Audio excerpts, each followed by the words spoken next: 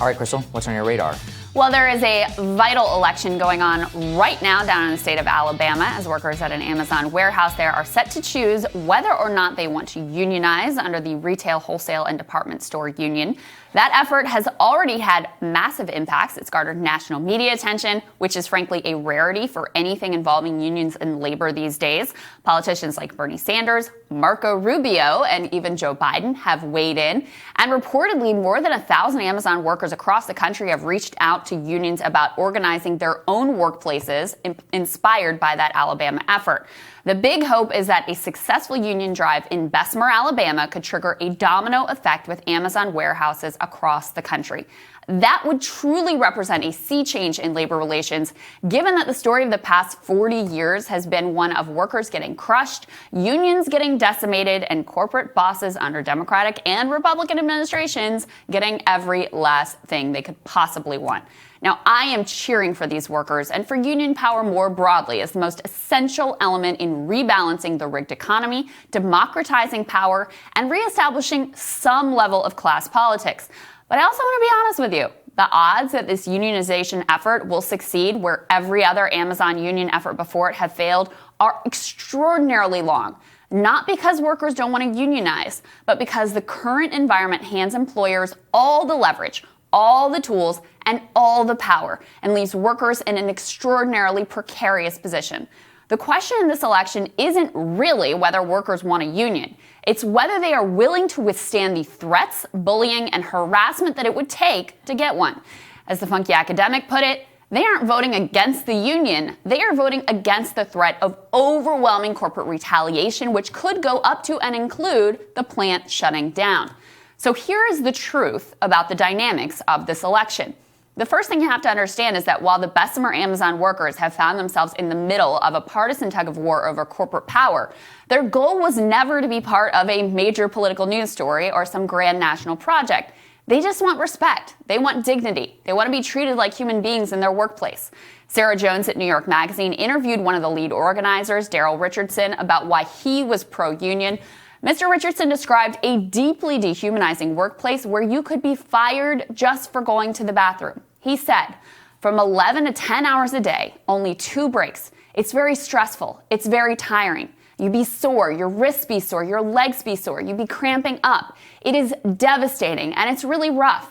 Every minute that you don't pick, you get time off task. If you leave your space and go to the bathroom, your time is getting docked. If you get up to 2 hours of time off task, that leads to termination. It really is not fair for employees to get fired for going to the bathroom. But when you go to form a union, any company, but especially an aggressive behemoth like Amazon, they have the greatest leverage they could possibly have. They've got your job. Bessemer, Alabama is a town with a proud union history and was a former manufacturing hub. But like a lot of America, that industrial base was decimated, leading to massive job losses. Today, Bessemer struggles with high rates of unemployment and high rates of poverty. According to government statistics, nearly a third of the population is below the poverty line. For the largely black female workforce at this Amazon warehouse, there aren't many other decent jobs around. Sure, it's technically illegal for companies to threaten workers with termination or with shutting down a facility because of unionization efforts, but they do it all the damn time. Why? Because there's basically no consequence for it. So back during the big Volkswagen unionization effort in Tennessee, remember, U.S. Senator Bob Corker jumped into the fight to threaten workers with losing out on new work if their plant unionized. Other Republican lawmakers threatened to pull VW's tax incentives if the plant unionized. Workers were sufficiently spooked and they voted down the union.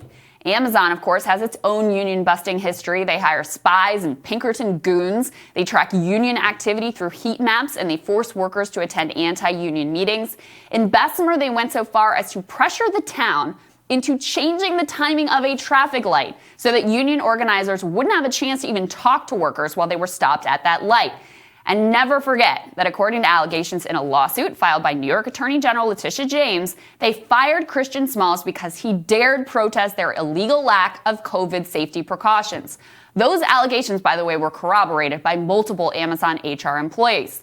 We are also learning new details about Amazon union busting from a New York Times expose on a previously unreported unionization effort in Chester, Virginia. So a group of machinists at an Amazon facility there, they decided they'd like to unionize. They'd like to try. Amazon kicked into high gear with bullying and threats. Several technicians said they recalled being told at a meeting, quote, "You vote for a union, every one of you will be looking for a job tomorrow." At another, the most outspoken union supporters were described as a cancer and a disease to Amazon and to the facility. Now, that article also describes harassment with an anti-union HR team following workers around trying to find out where they stood on that union drive and mandatory indoctrination meetings. Ultimately, with workers facing down the potential loss of their jobs, that union effort faltered. But the union filed suit with the National Labor Relations Board. After all, it is illegal to threaten or fire workers for unionizing. And in fact, a settlement was reached.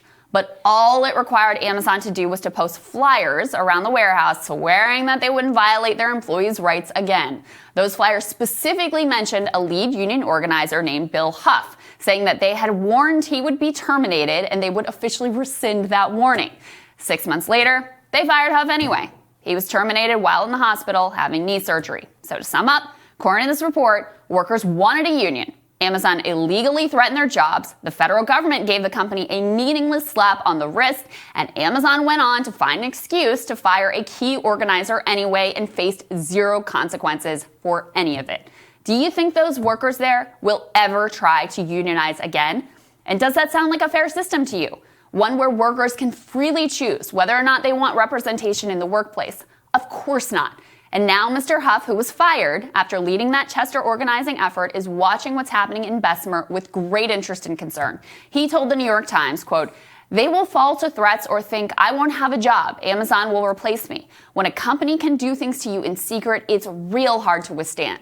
Still, I'm hoping for the best. More power to them." If the workers in Bessemer vote to unionize, it will be an extraordinary act because the entire system is set up to guarantee yet another win for the corporate bosses. I really want people to understand how hard and what the barriers are in place. These workers just want dignity in their workplace. They're not trying to make some big national stand. They just want the most basic of rights and courtesies within their workplace. And so when someone is willing to come in and threaten them, and look, we don't know exactly what's going on down there. I don't want to make any allegations that are unproven, etc. But judging on the track record, judging on what we've seen from other corporations in the space when workers try to unionize, you know the type of threats and bullying that occurs with zero consequence. So the landscape is so rigged that it's almost impossible. They make it almost inevitable for these unionization efforts to fail. So if these workers do choose to unionize, it will have been against the longest of odds you could possibly imagine. And I think it's important to set people up for the idea that it could fail and the reasons why. It's not necessarily rejection about unions. It's more about, like, look, we're afraid for our jobs. Yeah. And, like, this is the only game in town. It's Bessemer, Alabama. Like, what are we supposed to do? Like, what if they close down our... These are legitimate questions. And, like, you can't blame somebody for thinking this. And that is why I think it's more important to change the culture around how we talk about unions. And obviously, this is where the government has to come into play too. But yeah, people need to understand, like, we've had the lowest percent unionized workforce in America than before the Great Depression. And whenever you have a system like that, it's not normal within the economy. The government doesn't necessarily have the same amount of protections, and you make it so that the bosses have a lot more power in this type of situation. And Amazon can retaliate in many legal ways. Like, there are many legal things that they can do, which the workers know they can do. And so people should remember, like, it's not just about this one election. Although, you know, it is symbolic in its own way. It really is. It's like, no, we have a much bigger system and economic problem that these people are facing. Yeah, and you know, the other thing that's important to note here, and I saw a labor historian who said the same thing of, like, recall that the history of unionization efforts is failing and pushing forward, and failing and making small gains. Mostly failed at the beginning. And exactly. And so the fact that you've already had, just from the national coverage and the inspiration of these workers in Bessemer, you've had over 1,000 union workers across the country reach out to unions about organizing. That represents progress and a significant step forward in and of itself. But the bottom line here is this is why it's so essential that you have something like the PRO Act that we've covered and explained here. I actually saw a clip of of Larry Kudlow, who was like, people have voted with their feet against unions. That's why union numbers are so far down, which is like such a ridiculous and absurd spin of what the landscape actually is. Republican politicians have gone out of their way to destroy unions. Democrats have left them out to dry. Any sort of like labor protections have been stripped bare so that all the power rests in the hands of workers. And by the way, this is where all our talk about monopolies comes into play as well. When you basically have like one employer in the town, they have all the power. That's why it's so critical that you not let these giant companies become so giant that your only choice is to work for like Walmart or Amazon. Both of them are going to destroy your union and say, look, if you don't like it, if you want a union, get out. I'll find, 10,000 more people who will step into your job. That's the landscape that our policy framework has created. And why something like the PRO Act is so incredibly important, because otherwise you're always going to be running up the biggest uphill battle that you possibly can imagine. And that's exactly what these workers are facing down right now. Yeah, that's exactly right. All right, Sagar, looking forward to your radar. That's next.